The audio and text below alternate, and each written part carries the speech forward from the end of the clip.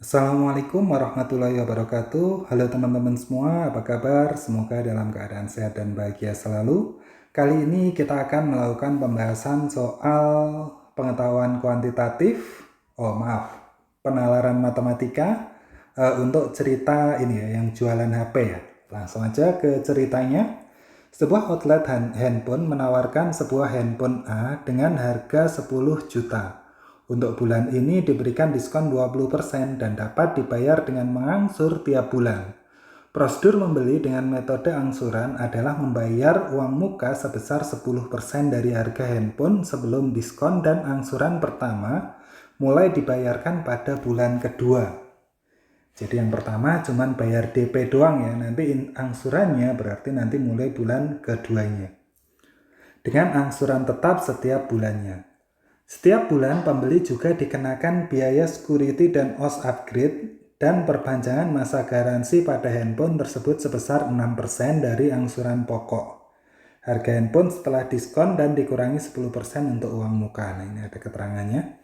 Di outlet handphone tersebut juga menyediakan casing dan tempered glass untuk handphone A yang harganya berturut-turut 90.000 dan 150.000. Oke. David memiliki uang 1,5 juta. Ia berniat untuk membeli handphone A dengan cara diangsur. Dan ia juga ingin membeli tempered glass serta membeli casing, kemudian sisanya ia belikan pulsa. Dengan jumlah yang ia miliki saat ini, berapa sisa uang David untuk membeli pulsa? Nah, berarti di sini yang harus dibayarkan David itu berapa? Untuk pembayaran uang muka ya, yang pertama sebelum cicilan. Nah, tinggal kita lihat aja komponen uang muka. Di sini uang mukanya berapa harganya?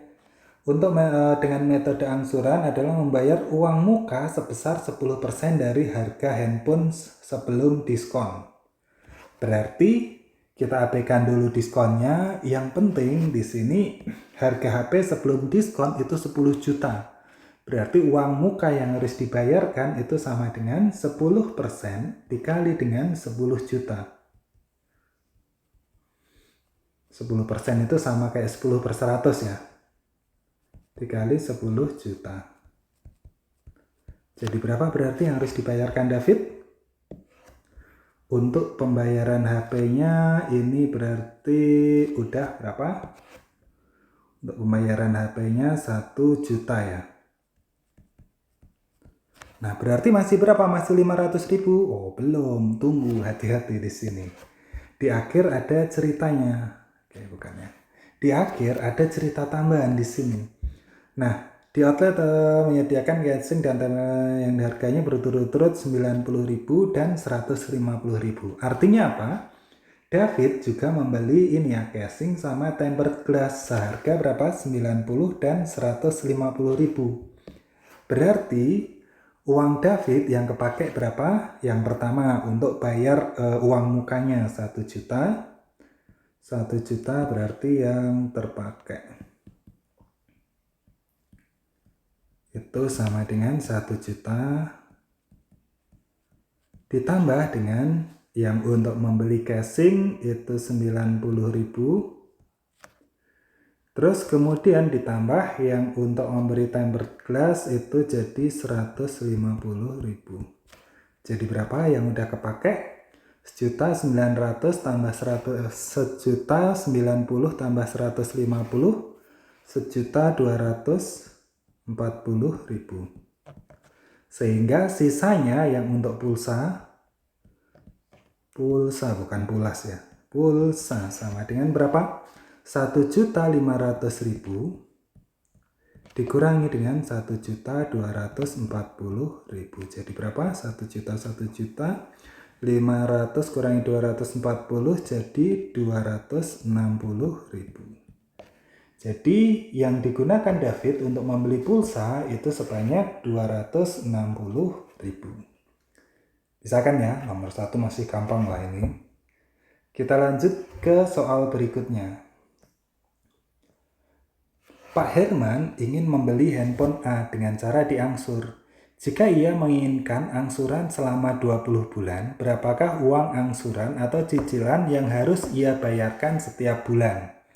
Oke, Kita review dikit ceritanya tadi, 10 juta diberikan 20 juta dengan prosedur membeli dengan angsuran 10% handphone sebelum diskon. Berarti ini oke. Angsuran pertama mulai dibayarkan dengan angsuran setiap bulan, juga dikenakan biaya security dan OS upgrade perpanjangan. Berarti nanti yang jadi komponen biaya yang pertama itu harga 10 juta, berarti kan yang jadi komponen angsuran ini 10 juta, tapi sudah dipotong dengan apa? Dipotong dengan diskon 20%. Dan juga dia udah bayar uang muka 10% ya. Berarti nanti udah dikurangi ini. Sehingga yang masih harus dibayar oleh Pak siapa tadi ya? Pak Herman, itu totalnya adalah 1 juta dikurangi 20% itu berarti 2 juta, dikurangi 10% itu berarti 1 juta. Berarti masih sisa berapa yang harus dibayar Pak Herman? Berarti total tanggungannya, sisa tanggungan itu maksudnya yang harus dicicil totalnya itu sama dengan langsung aja ya, tadi dapat diskon 20%, uang mukanya dibayar 10%, berarti tinggal 7 juta ya. Oke, sisa tanggungannya 7 juta, ini akan dicicil selama berapa? Selama 20 bulan, ya kan? 20 bulan, sehingga besarnya biaya cicilannya berarti berapa? Biaya cicilan itu sama dengan, tinggal kita bagi aja 7 juta dibagi dengan berapa? 20. Coret dulu. Coret berarti jadi berapa? 700.000 dibagi 2 berarti jadi 350.000. Ada nggak jawabannya? Lah kok nggak ada? Gimana dong ini? Padahal bener kan ya ngitungnya? Kenapa kira-kira kok bisa nggak ada? Atau jangan-jangan kita salah hitung? Kenapa? Iya, di sini ternyata ada komponen yang lain. Komponen apa? Nah, di sini masih ada biaya lain lagi. Ini, setiap bulan pembeli juga dikenakan biaya security dan OS upgrade dan perpanjangan masa garansi pada handphone tersebut sebesar 6% dari angsuran pokok. Nah, ini ada keterangannya. Harga handphone setelah didiskon dikurangi 10% untuk uang muka. Berarti masih ada berapa tadi? 6% dari 7 juta ya. Setiap bulan ini nanti akan ada tambahan biaya. Nah, ini ngeselin banget ini. Tambahan biaya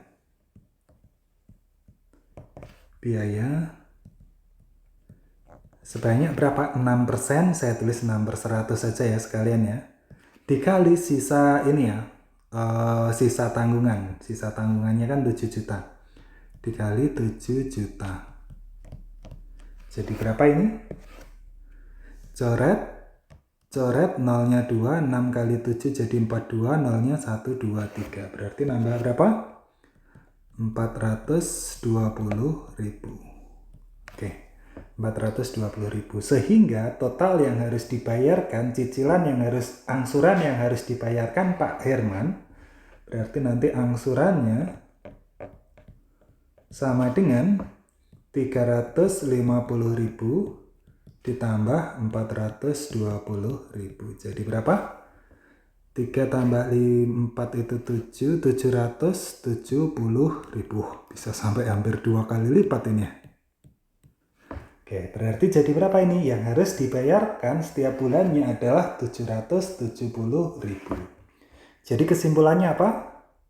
Iya, jangan mencicil. Kalau misalnya nggak punya ya ditahan dulu deh. Daripada nyicil itu gede banget ini nambahnya. Ya deh, canda. Oke, kita lanjut ke soal berikutnya. Bu Ani membeli handphone A dengan mengangsur setiap bulannya sebesar 920.000.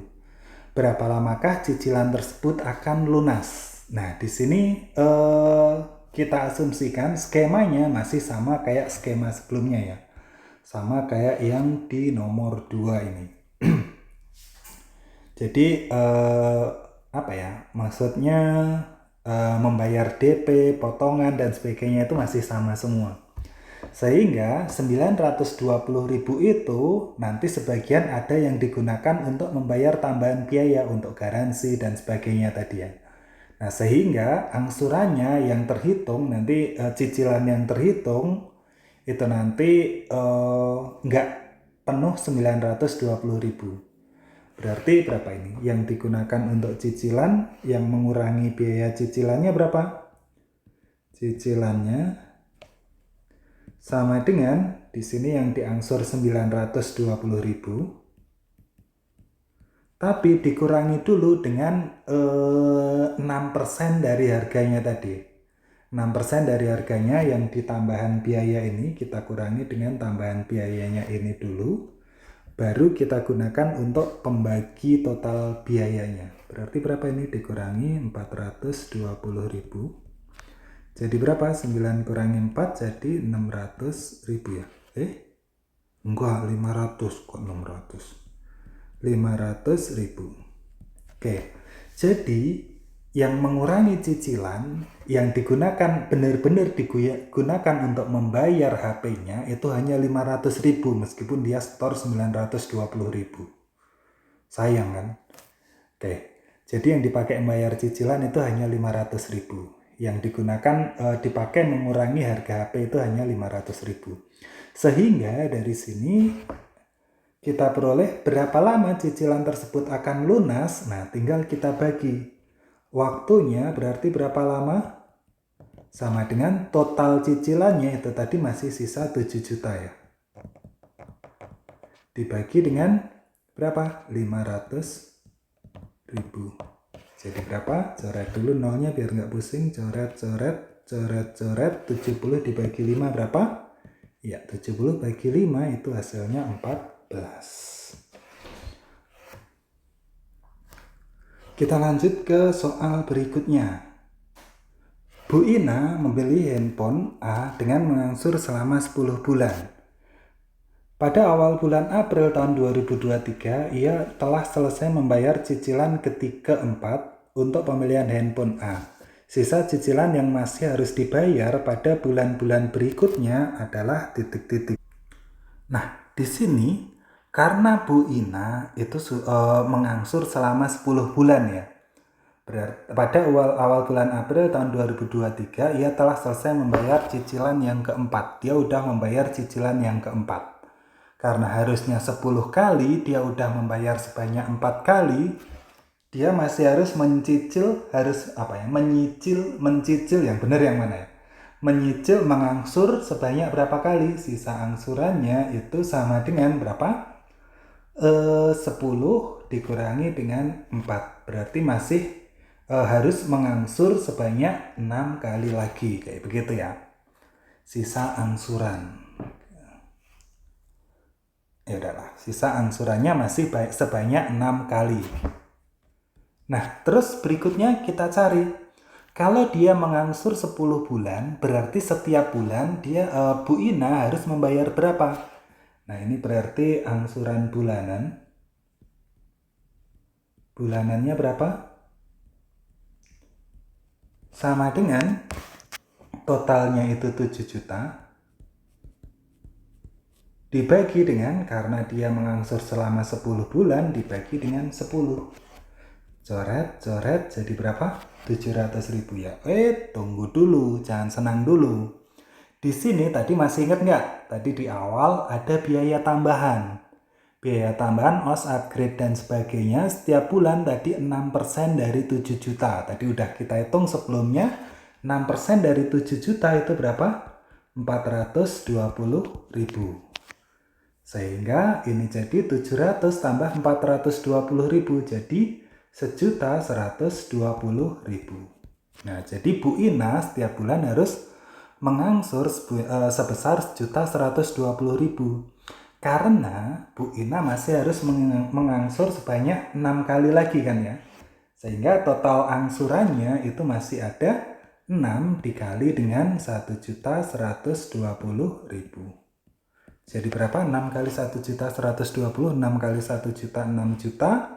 120 kali 6 jadi 720.000. Sehingga kita peroleh sisa angsurannya, cicilan yang harus ia bayarkan pada bulan-bulan berikutnya, totalnya ada 6.720.000. Masih banyak banget ya, 7 juta udah ngangsur 4 bulan, baru berkurang berapa itu masih 6.720.000. Ya itulah cicilan. Kita lanjut ke soal berikutnya. Setelah 1 tahun, harga pasaran handphone A mengalami penurunan. Ibu Tini hendak membeli handphone A di konter yang sama dengan cara diangsur 317.900 tiap bulan selama 20 bulan. Jika persentase diskon dan prosedur cicilan tidak berubah dari tahun sebelumnya, maka harga handphone A setelah mengalami penurunan harga adalah titik-titik. Oke, jadi kita cari tahu dulu ya. Sebenarnya ini kalau kita hitung pakai variabel X, X, X dan sebagainya kayak begitu, kita misalin dulu harga awalnya X, lalu kena potongan, diskon 20%, terus kemudian bayar uang muka 10% dan sebagainya. Nanti sebenarnya bisa. Cuman kebetulan di sini kita di nomor berapa tadi ya? Nomor 2 kita kan udah menghitung dengan skema yang sama. Artinya gimana? Besarnya cicilan ini hampir sama kayak yang di nomor 2. Nah kayak begini, kita lihat nomor 2. Jadi nanti rasionya nanti sama kayak yang di nomor 2 ini. Kalau total awalnya itu 10 juta, nanti cicilannya ini jadi 770.000. Nah sekarang kalau cicilannya tadi berapa tadi? Cicilannya 317.900.000, asalnya berapa kayak begitu. Jadi ini kebetulan udah kita hitung sebelumnya, kita lebih enak pakai perbandingan aja. Kalau misalnya masih bingung, nggak yakin, ragu, pengen membuktikan, nanti bisa dicek dengan ini ya, nanti tak kasih deh. Untuk membuktikannya, step-stepnya saya kasih juga. Oke, di sini berarti perbandingannya apa? Ini harga awal, ini cicilannya. Kalau harga awalnya 10 juta, ternyata cicilannya 770.000. Nah, kalau harga awalnya kita nggak tahu, terus cicilannya jadi 317.900, berarti berapa ini harga awalnya? Nah, ini kan perbandingannya senilai. Kalau harga awalnya turun, berarti cicilannya juga turun kan? Harga awalnya naik, cicilannya juga naik. Lalu kita bandingkan aja. X dibanding 10 juta sama dengan 770.000 dibanding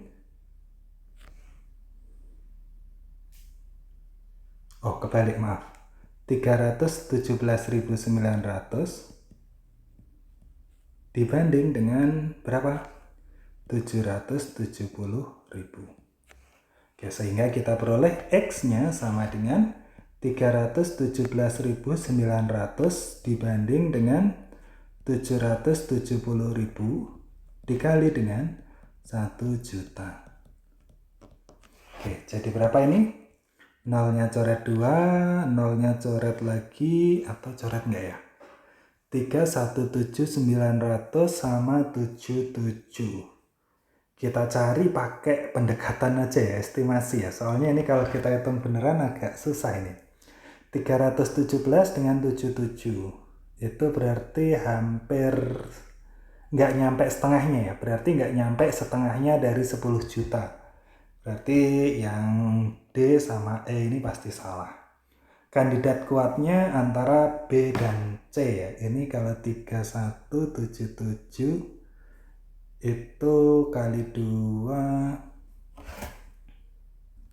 kayaknya kalau ke sini terlalu jauh. Nah, sekarang antara 3 juta sama 4 juta, 4,12 juta ya. Cuman kalau 3 juta itu nggak nyampe sepertiganya, itu 317, 3 kali 3 itu 900-an. Berarti kayaknya yang paling mendekati pasti yang C ini ya. Oke, jadi jawabannya yang C. Cuman memang kadang ada satu kondisi, ketika kita harus menggunakan estimasi. Jadi kita cari pendekatannya. Kalau kita hitung beneran ini susah, ini memang angkanya. Kadang kita juga bisa melakukan estimasi pendekatan nilainya untuk mencari jawabannya. Nah, seperti yang saya sampaikan tadi, gimana caranya kalau kita mau menghitung cara benernya? Nah, kalau kita mau menghitung cara benernya, misalkan harga awal itu X, kayak begitu. Tadi pertama itu kan ada potongannya, berarti kena potongan diskon 20%. Diskon 20%, berarti yang harus dibayar itu masih berapa? Nah, hati-hati di sini. Diskon 20%, potongannya itu 20%.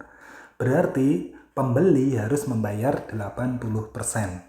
Berarti yang masih harus dibayar itu 0,8x ya. Berarti nanti yang harus dibayar itu 0,8x. Nah, selanjutnya pembeli itu membayar apa ya? DP. DP itu sebesar 10%, berarti dikurangi 10% lagi ya. DP-nya 10%, berarti 10% dari harga awal ya, 10% dari X, sehingga nanti yang masuk ke angsuran itu nanti sama dengan berapa? 0,8 dikurangi 10%, 0,1 berarti 0,7x, kayak begini. Nah, berikutnya karena Ibu siapa ini? Ibu Tini mau mengangsur sebanyak 20 bulan. Berarti angsuran per bulan itu nanti akan sama kayak 0,7x dibagi dengan berapa? Bagi 20, kayak begitu. Langsung sekalian aja ya, kita tambahkan dengan biaya OS upgrade-nya tadi ya. OS upgrade-nya itu tadi berapa? 0,6% ya. 6% langsung aja 0,06 dikali dengan harga ininya ya, berarti 0,7x. Jadi berapa ini? 0,7 dibagi 20. 0,07 dibagi dengan 2, berarti jadi 0,0 berapa? 35 X ditambah dengan 0,06 dikali 0,7, berarti 0,042 X. Berarti berapa ini? 0,035 tambah 0,042 jadi 0,077